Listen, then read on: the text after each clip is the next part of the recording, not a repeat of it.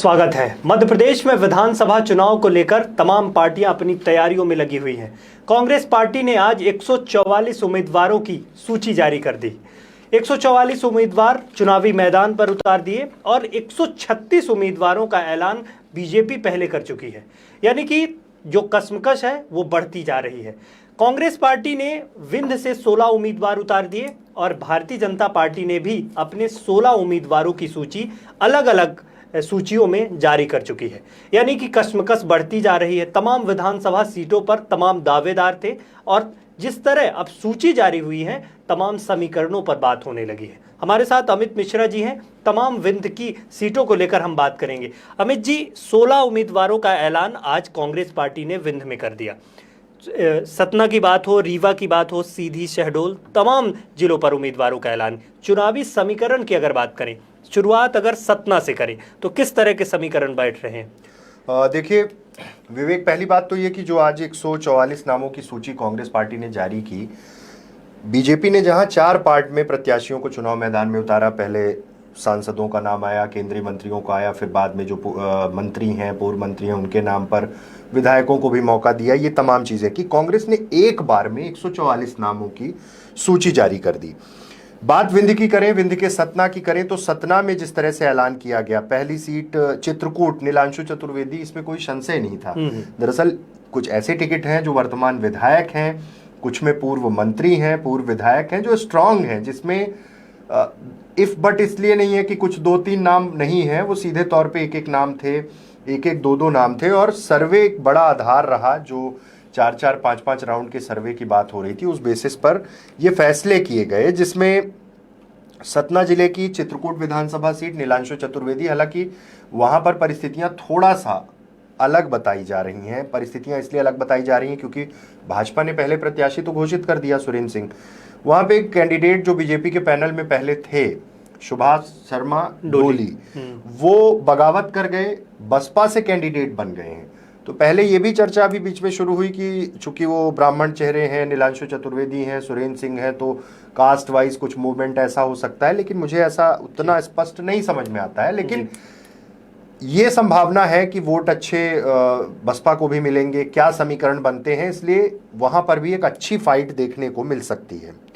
जैसे कि एक टिकट जो नागौद विधानसभा से दिया गया रश्मि सिंह पटेल को, लोगों को चौंकाने वाला था, लेकिन लगातार वो जिस तरह एक्टिव थी, एक तो ये माना जाए कि जो टिकट वितरण हो रहा है सर्वे के आधार पर टिकट दिए जा रहे हैं, किस आधार कौन सा है? कांग्रेस पार्टी ने जिस तरह उम्मीदवारों का अनाउंसमेंट किया है। देखिए, नागौद से डॉक्टर रश्मि सिंह पटेल 2018 में भी विधानसभा चुनाव लड़ चुकी, निर्दलीय जाकर। तब भाजपा से वो बगावत करके निर्दलीय उन्होंने चुनाव लड़ा था और अच्छे खासे लगभग 25,000 वोट उनको मिले थे। तब से लेकर अब तक देखिए, वो कांग्रेस में आई, कांग्रेस के बाद उन्हें यूथ कांग्रेस में भी शिफ्ट किया गया। यंग फेस था और मूवमेंट लगातार चालू रहे। बीच में एक खबर ये भी आई थी, कुछ समय उन्होंने मैहर विधानसभा में भी कुछ पॉलिटिकल हलचलें थी, ये सब चीज़ें थी। वहाँ से ये साफ हुआ कि अमूमन ये देखा जाता है कि यूथ कांग्रेस कोटे से भी कुछ टिकट होते हैं। जैसे प्रदेश अध्यक्ष विक्रांत भूरिया ही चुनाव लड़ रहे हैं। पिछली बार काला पीपल से कुणाल चौधरी विधायक ही बने यूथ कांग्रेस कोटे से। ये सीट उस कोटे में मानी जा सकती है, मानी इसलिए जा सकती है, लगातार वो सक्रिय भी रही। हालांकि वहां से जो पूर्व विधायक हैं उनका एक अच्छा दखल रहा, लेकिन एज फैक्टर भी उनके साथ काम कर गया, स्वास्थ्यगत कारण भी थे। और दूसरा, जिस तरह से सर्वेज और एक्टिव कौन रहा, कौन कितना काम कर पाया, हालांकि उनका बहुत बड़ा होल्ड है और उनका स्टैंड समझना बहुत ज़रूरी होगा। वो कितना पक्ष में रह पाएंगे, किस तरह से कैंपेन में साथ देंगे, ये सारी चीज़ों को देखने के बाद ही कुछ उस पर फैसला हो पाएगा। लेकिन फिलहाल यूथ कांग्रेस के कोटे से ये टिकट दिया गया है। अगर रीवा की बात करें, रीवा की तमाम विधानसभाओं में जिस तरह दावेदारी हो रही थी, अगर बात, क्योंकि अलग अलग विधानसभा की बात होती है, बीजेपी ने भी अपने अनाउंसमेंट किया, 4 कैंडिडेट उतार दिए और अब कांग्रेस पार्टी ने भी अपने प्रत्याशियों का ऐलान कर दिया। अगर बात करें कि उन सीटों की जहां पर दोनों ही पार्टियों ने अपने प्रत्याशी उतार दिए, पहले तो मऊगंज से प्रदीप पटेल को बीजेपी ने उम्मीदवार बनाया था और अब कांग्रेस पार्टी ने उम्मीदवार बना दिया। इसके अलावा भी जो सीटें हैं जिन पर दावेदारी हो रही है, किस तरह की रीवा की अगर समीकरण की बात करें तो किस तरह बैठ रहे हैं? देखिए, रीवा में जो 4 सीटें अनाउंस की गई हैं, रीवा और मऊगंज को अभी क्लब करके ही देखते हैं। मऊगंज अलग जिला चूंकि बना है, उसके बाद भी देखा जाए तो सिर्फ एक सीट ऐसी है जिसमें भाजपा ने पहले कैंडिडेट डिक्लेयर कर दिया है, वो है मऊगंज। वहां से सिंगल नाम जो था वो सुखेंद्र सिंह बन्ना का था, पहले विधायक रह चुके हैं और उनके नाम पर कोई संशय नहीं था, इसलिए क्लियर था कि पहली लिस्ट में ही वो नाम होगा। दूसरा नाम जो था वो स्पष्ट है कि सिद्धार्थ तिवारी और रमाशंकर सिंह पटेल। त्योंथर विधानसभा सीट में जरूर इन दो नामों पे चर्चा पहले चल रही थी, लेकिन उसके बाद जब जो घटनाक्रम चले, बीच में ये खबर आई कि सिद्धार्थ तिवारी पार्टी छोड़ सकते हैं, बीच में ये खबर आई कि कहीं और शिफ्ट किया जाएगा, तमाम चीजें चल रही थी। जो बड़ा बेस बना वहां पे टिकट वितरण का वो ये बना कि रमाशंकर सिंह महज 5300 कुछ वोटों से पिछला चुनाव हारे थे, एक बड़ा आधार ये बना। दूसरा, तमाम तरह की चीजें, जन आक्रोश यात्रा का भी एक कहा जाता है कि उसके साथ में एक फीडबैक सर्वे सब कुछ चल रहा था, वो एक बड़ी वजह बना। दूसरा, फिर यहाँ जो इस्तीफे की बात हुई कि किस तरह से चीज़ें होंगी, सिद्धार्थ कुछ कर रहे हैं, फ़ोन पे संपर्क नहीं हो पा रहा, रीवा में नहीं है, दिल्ली में है, भोपाल में है, सब कुछ चल रहा था। इस बीच सर्वे क्या आधार था, रिकमेंडेशन क्या आधार था, तमाम चीज़ों के बाद रमाशंकर सिंह पटेल त्योंथर से कांग्रेस के अब प्रत्याशी हैं। और अब जो है, अब कौन सी संभावनाएं हैं? अब संभावनाएं इसमें कुछ समझ नहीं आ रही हैं। इसमें सिर्फ ये है कि कैंडिडेट वही हैं। दो नामों पे चर्चा थी, एक नाम और पैनल में था गीता मांझी का, जो जनपद अध्यक्ष रही हैं, जिला पंचायत की सदस्य हैं। लेकिन इन सब के बीच ये चीज साफ हो गई कि अब वहां से जो डिसीजन था, जैसे पहले था कि अभी होल्ड में रख के कुछ और सोचना है, कुछ करना है, लेकिन ऐसा कुछ नहीं है। वहां पर पार्टी ने रमाशंकर सिंह को चुनाव मैदान पे उतार दिया है, क्योंकि जो पॉलिटिकल डिस्कशंस हैं, जिस तरह से उठा पटक का दौर चला, वो बहुत अलग दिशा में जा सकता था। कांग्रेस को इसका नुकसान भी हो सकता था, लेकिन ये फैसला 144 लोगों की सूची में त्योंथर को भी रखा गया और त्योंथर से टिकट दे दिया गया। अगर बात सीधी जिले की करें, यहाँ पे 2 सीटें और हैं। मनगवा में बबीता साकेत, सर्वे के आधार पर और तमाम चीजें जो फीडबैक आए और कहा गया कि मजबूत कैंडिडेट, चूंकि पिछली बार चुनाव में जो लोग टिकट का अप्रोच कर रहे थे उनमें से 1-2 चेहरे तो भाजपा में चले गए, जैसे नरेंद्र प्रजापति, लेकिन ये कंटिन्यू 5 साल एक्टिव रही। इनके अलावा जिन लोगों की दावेदारी थी वो चुनाव के समय ही दिखे। शायद ये तमाम पैरामीटर पर जब कांग्रेस ने विचार किया तो ये साफ हो गया कि अब यहाँ पर प्रत्याशी उतार देना चाहिए। गुड़ में कपिध्वज सिंह को टिकट दिया गया है। 2018 चुनाव में समाजवादी पार्टी से थे, दूसरे स्थान पर थे। उसके बाद लोकसभा चुनाव के समय कांग्रेस में शामिल हुए, तब से लगातार थे और वहां पर एक स्ट्रांग कैंडिडेट के रूप में नाम उन्हीं का आ रहा था। बाकी और लोग दावेदारी कर रहे थे, ब्रजभूषण शुक्ला थे, राजेंद्र मिश्रा थे, ये तमाम दावेदार थे। लेकिन इस नाम पर आलाकमान सहमत हुआ। सर्वे रिपोर्ट्स और तमाम चीज़ें जिस तरह से एक्टिव थे, जिस तरह से एग्रेसिव पॉलिटिक्स करते हैं, और पिछले दिनों आपने देखा है कि किस तरह के बीजेपी विधायक और उनके बीच जो इंटरव्यूज हमने किए उसमें किस तरह टकराव की स्थिति देखने को मिली, तो साफ हो गया था कि इन सीटों पर फैसला ऑलमोस्ट हो गया है। और जो सर्वे आधार है, जिस तरह से पार्टी डिसीजन ले रही है पॉलिटिकली, कौन बहुत स्ट्रांग है, कौन मजबूती से चुनाव लड़ सकता है, क्योंकि इस बार इतने सालों से गवर्नमेंट है बीजेपी की, उन्हें बहुत मजबूत चेहरों की ज़रूरत है। और सीधे तौर पे 144 नाम अगर एक बार में लिस्ट फाइनल हो रही है, तमाम सर्वे मैच कर ले जा रहे हैं, तो ये कहीं ना कहीं कांग्रेस के लिए बड़ी चुनौती तो थी। लेकिन अब ज़्यादा बड़ी चुनौती ये है कि किसी भी तरह से सबको ज़्यादा से ज़्यादा संख्या में लोग जीतें, ताकि सरकार बनाने के लिए कांग्रेस आगे बढ़ पाए। बीजेपी भी उतनी स्ट्रांग है, इस चीज़ को डिनाई नहीं किया जा सकता है। विंध्य में पिछले बार का प्रदर्शन देख लीजिए, और अब इस बार भी बीजेपी जिस तरह से कदम रख रही है फूंक फूंक कर, बीजेपी के लिए बहुत ज़्यादा जातिगत समीकरण और ये सब चीज़ें मायने नहीं रख रहे हैं, क्योंकि वो जिस तरह से टिकट का वितरण कर रहे हैं। सीधी जिले में ही देखिए 3-4 सीटें हैं, 3 सीटों में ब्राह्मण कैंडिडेट उतार दिए, तो उनको इतना मैटर नहीं करता है। कांग्रेस में ये चीज़ें ज़्यादा डिस्कशन में आती हैं, लेकिन फिलहाल रीवा में 4 सीटों में तस्वीरें साफ हो गई हैं। बची 4 सीटों में अगले 1-2 दिन में फैसला कांग्रेस ले सकती है। एक सीट की चर्चा ये हो रही थी कि रीवा विधानसभा से भी कांग्रेस अपने प्रत्याशी का ऐलान कर सकती है, लेकिन वो सीट को होल्ड कर दिया गया। रीवा विधानसभा में भी ये तमाम चर्चाएं हैं। 3 दावेदार हैं। जिलाध्यक्ष राजेंद्र शर्मा की दावेदारी है, मेयर का नाम आ रहा है, कविता पांडे हैं। और इस बीच में देखिए, चुनाव जिस स्ट्रैटेजी के साथ लड़ना है, किस तरह से चीज़ों को ले जाना है, उन सब परिस्थितियों में कांग्रेस नजर बना रही है और कांग्रेस ये देख रही है कि किस तरह से किया जाए। क्या ये स्टेप सही होगा कि कंटिन्यू 2 चुनाव लड़ाना है किसी को?